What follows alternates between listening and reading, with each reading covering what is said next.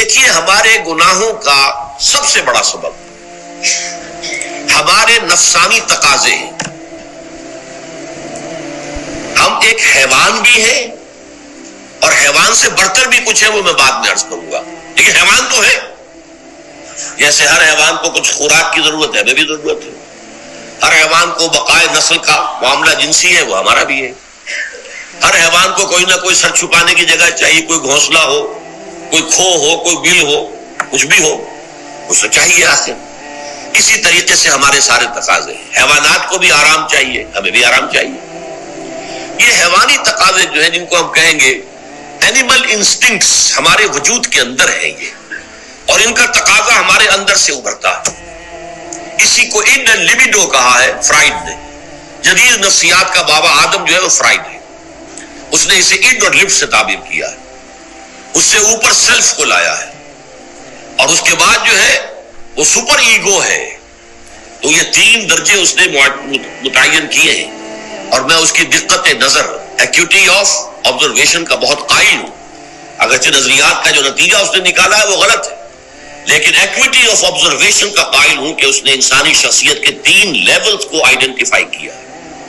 یہی 3 لیولز ہمارے ہاں ہیں، نفس، قلب، روح، یہ 3 لیولز ہیں. اس نے کہا اڈ اینڈ لیبیڈو یہ لویسٹ ہے، پھر ایگو، سیلف، پھر سپر ایگو. 3 لیول وہ بھی مانتا، اگرچہ ان کی تعبیر اس نے غلط کی ہے، لیکن جہاں تک اڈ اور لیبیڈو کی تعبیر ہے وہ صحیح ہے. وہ حیوانی تقاضے. اچھا، ان حیوانی تقاضوں کے بارے میں یہ بات بالکل واضح رہنی چاہیے کہ یہ اندھے بہرے ہیں. انہیں صرف اپنی گریٹیفیکیشن، اپنے تسکین سے جو ہے ساری بحث ہے. اس سے کوئی غرض نہیں کہ حلال ذریعے سے ہو، حرام ذریعے سے ہو. پیٹ کھانے کو مانگتا ہے بھوک کے اندر. اب آدمی جو ہے حرام کے اندر بھی بیمار بیٹھتا ہے، یہاں تک کہ خود شریعت اجازت دیتی ہے کہ اگر جان پر بن جائے آدمی جو ہے وہ فاقے سے مر رہا ہو تو وہ کوئی حرام چیز کھا کر بھی اپنی جان بچا سکتا ہے، لیکن عام حالات میں نہیں. لیکن ہو سکتا ہے ہمارا چٹخارا جو ہے وہ حرام کی طرف ہمیں لے جائے. کسی کو واقعتاً اللہ نہ کرے کہ سور کے گوشت کا چسکا لگ جائے، وہ اس کے بغیر بچتا ہی نہیں، کھاتا ہے. شراب کی عادت ہو گئی، پیتا ہے. یہ نہیں. تو ہمارا پیٹ مانگتا ہے، اور اسے اس سے غرض نہیں کہ حلال سے کھایا ہے یا حرام سے کھایا. ہماری شہوت اپنی تسکین چاہتی، اسے اس سے غرض نہیں کہ حلال سے یا حرام سے، جائز سے یا ناجائز سے. اسی طریقے سے ہمارے تمام تقاضے جو حیوانی ہیں، ایک تو یہ کہ بہت زوردار ہیں، اور چونکہ وہ اندھے بہرے ہیں لہذا جو قرآن میں کہا گیا ان النفس لامارۃ بالسوء، یہ نفس تو بدی کا حکم دیتا ہی ہے. یہ گویا کہ اس کے اندر رجحان جو ہے انہیرنٹ ہے کہ وہ بدی کی طرف انسان کو ترغیب دلاتا ہے، چاہے وہ اپنی ضروریات سے متعلق ہو، چاہے چٹخاروں سے متعلق ہو، چاہے جو بھی لذت اسے درکار ہے اس سے متعلق ہو، چاہے وہ جنسی لذت ہے اور چاہے وہ طعام کی، یعنی جسے ہم کہتے ہیں کہ انسان جو ہے وہ اپنے پیٹ اور فرج کا غلام بن کر رہ جائے، اس لیے کہ جو تقاضا بھی آیا ہے اس کو وہ پورا کر رہا ہے. یہ جو کیفیت انسان کی ہے، اس کے لیے ایک مشق جو ہے وہ روزہ فراہم کرتا ہے. روزے کے آپ نے 12، 13، 14 گھنٹے کا بھی روزہ ہوتا ہے، بعض جگہوں پر 16، 17 گھنٹے کا روزہ ہوتا ہے. اس عرصے میں آپ اپنے نفس کو حلال چیزوں سے بھی روکے رکھتے ہیں. اس منہ زور گھوڑے کو جو ہے آپ اس کی لگام کس کر رکھتے ہیں کہ حلال بھی نہیں کھانے دے رہے. بھوک لگی ہو یا کھانا بہترین موجود ہے، نہیں کھا سکتے، اللہ کا حکم نہیں ہے، اللہ کی اجازت نہیں. شدید پیاس ہے، بہترین مشروبات فریج میں رکھی ہوئی ہے، نہیں کھا سکتے، نہیں پی سکتے، جائز نہیں ہے، حالانکہ حلال ہے، حرام نہیں ہے. بیوی موجود ہے، یا جیسے کہ لونڈیوں کا معاملہ ہوتا تھا، لونڈی موجود ہے، لیکن نہیں، آپ اپنی شہوت جو ہے وہ اسے پوری نہیں کر سکتے. یہ پابندیاں نفس کے اوپر لگانا یہ ایک مشق ہے، یہ ایک ریاضت ہے. اس ریاضت کا حاصل یہ ہونا چاہیے کہ انسان بقیہ 11 مہینوں میں اپنے آپ کو حرام سے تو بچائے نا. یہاں وہ حلال سے رکا ہوا ہے اللہ کے حکم سے، کہ حلال چیز بھی نہیں کھا رہا، دن بھر نہیں پی رہا، دن بھر نہیں اپنی کوئی شہوت پوری کر رہا، دن بھر حلال ذرائع سے بھی، تو اس سے اس کے اندر یہ ایک اس کو ہم کہیں گے سیلف کنٹرول پیدا ہو جائے، اپنے نفس کو قابو میں کر لے. یہ گویا کہ اس کا سب سے پہلا اس روزے کی ریاضت روزے کی مشق کے حوالے سے یہ اس کی حکمت ہوئی کہ اس سے کے ذریعے سے انسان میں سیلف کنٹرول پیدا ہونا، ضبط نفس۔ یہاں پہ تھوڑی سی میں وضاحت کر دوں، رہبانیت کے اندر آپ کو معلوم ہے کہ سیلف اینیہیلیشن، انگریزی الفاظ جو ہیں وہ زیادہ بعض لوگوں کے لیے واضح ہوں گے، نفس کشی، نفس کو کچل دینا، ختم کر دینا، مار دینا، یہ رہبانیت میں ہوتا ہے، اسلام میں نہیں۔ اسلام کا نظام بڑا متوازن ہے۔ ان لنفسک علیک حقا وان لزوجک علیک حقا وان لزورک علیک حقا۔ حضور نے فرمایا دیکھو تمہارے نفس کا بھی تم پر حق ہے، اسے مناسب حد تک آرام دینا بھی تمہارے ذمے ہے، اسے غذا بہم پہنچانا بھی تمہارے ذمے ہے۔ فرق صرف کیا ہے، حلال سے ہو حرام سے نہ ہو۔ اس کی شہوت کو پورا کرنا بھی تمہارے ذمے ہے، فرق صرف کیا ہے، جائز راستے سے ہو حرام سے نہ ہو۔ اس کا نام ضبط نفس ہے، سیلف اینیہیلیشن، نفس کو کچل دینا۔ یہ جو تپسیاں جو ہیں ہندو سادھو کرتے رہے ہیں، اور جو سب سے زیادہ معاملہ جو ہے وہ جو راہب ہوتے تھے حضرت مسیح علیہ السلام کے پیروکاروں میں، انہوں نے تاریخ کے اندر جو مثالیں دی ہیں اس کا جو ہے اندازہ کرنا مشکل ہو جاتا ہے کہ کس درجے وہ لوگ اپنے نفس کو کچل دیتے تھے، جس کا قرآن مجید میں سورہ حدید میں ذکر بھی ہے۔ اکثر لوگ تو پابندی نہیں کر سکتے تھے، اپنے اوپر پابندیاں لگانے کے بعد غلط راستوں پر بھی چل پڑتے تھے، لیکن پابندیوں کو نبھاتے تھے، وہ کس انتہا تک جاتے تھے۔ کبھی آپ جو ہے ہسٹری آف کرسچن منسٹسزم پر جو تاریخ کی کتابیں لکھی گئی ان کو پڑھیں تو اندازہ ہوگا۔ مولانا مودودی نے تفہیم القرآن میں اس کا کچھ حوالے دیے ہیں، اور واقع ہے کہ رونگٹے کھڑے ہو جاتے ہیں انسان پر کہ اس درجے میں انہوں نے اپنے نفس کو کچلا۔ ہمارے صوفیہ کے ہاں بھی بعض ایسی روایات صحیح ہے یا غلط ہے بیان کی جاتی ہیں، لیکن اسلام کا اصل معاملہ کیا ہے، توازن، اعتدال۔ تمہارے نفس کا بھی تم پر حق ہے، ان لنفسک علیک حقا، تمہاری بیوی کا بھی تم پر حق ہے، وان لزوجک علیک حقا، اور تمہارا جو بھی کوئی ملاقاتی آئے، کوئی دوست ہے، اس کا بھی زورک علیک حق، زیارت کرنے کے لیے کوئی آیا اس کا بھی حق ہے، ان کے حقوق ادا کرو۔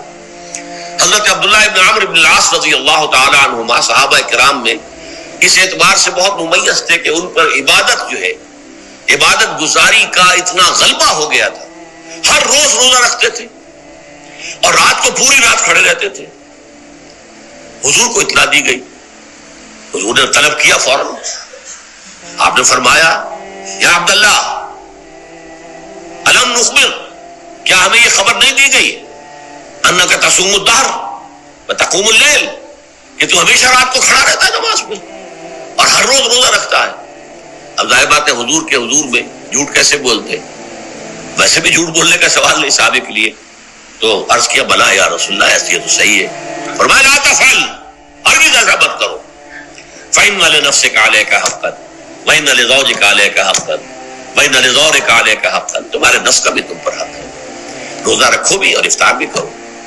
بہترین روزہ جو ہے وہ حضرت داؤد علیہ السلام کا تھا، ایک دن روزہ رکھتے تھے ایک دن افطار کرتے تھے، لیکن یہ ہے کہ آپ ہفتے میں 2 دن روزے حضور کے ہیں، سوموار کو اور جمعرات کو، مہینے میں 3 روزے، یہ ہے، اس میں گویا کہ سنت پر عمل بھی ہو جائے گا، لیکن یہ کہ ہمیشہ روزہ رکھنا، بلکہ یہاں تک کہا گیا ما صام من صام الدہر، جو ہمیشہ روزہ رکھتا ہے اس نے کوئی روزہ رکھا ہی نہیں۔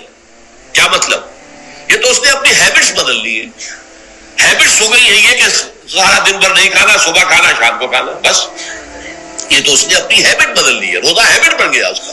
ما صام من صام الدہر، جس نے ہمیشہ روزہ رکھا اس نے کوئی روزہ رکھا ہی نہیں، اس لیے کہ روزہ تو در حقیقت اس شخص پر شاخ گزرتا ہے جس کو عادت ہے دن میں کھانا کھانے کی، اس کو دن کے اندر 3 کھانے کھانے کی عادت ہے، تبھی تو وہ شاخ گزرے گا۔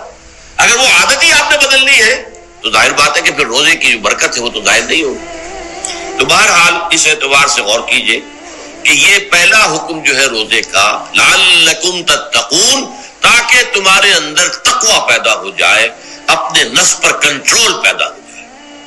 اس کو یوں سمجھیے کہ یہ ایک بڑا منہ زور گھوڑا ہے، ہمارا جو نفس ہے، ہمارا جو جسم ہے، حیوانی نظام، اس پر ہماری خودی یا ہماری انا یا ہماری ایگو یا ہمارا سیلف، یہ اس پر حکمران ہے، اس کا گھوڑے کا سوار ہے۔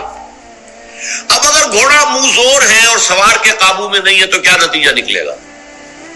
اب وہ گھوڑے کے اختیار میں ہے، سوار صاحب کی جان جو ہے وہ جا کر پٹخ دے کہیں، کسی کھائی میں گرائے، کسی اور جگہ گرائے، وہ تو گویا کہ اس کے رحم و کرم پر ہے۔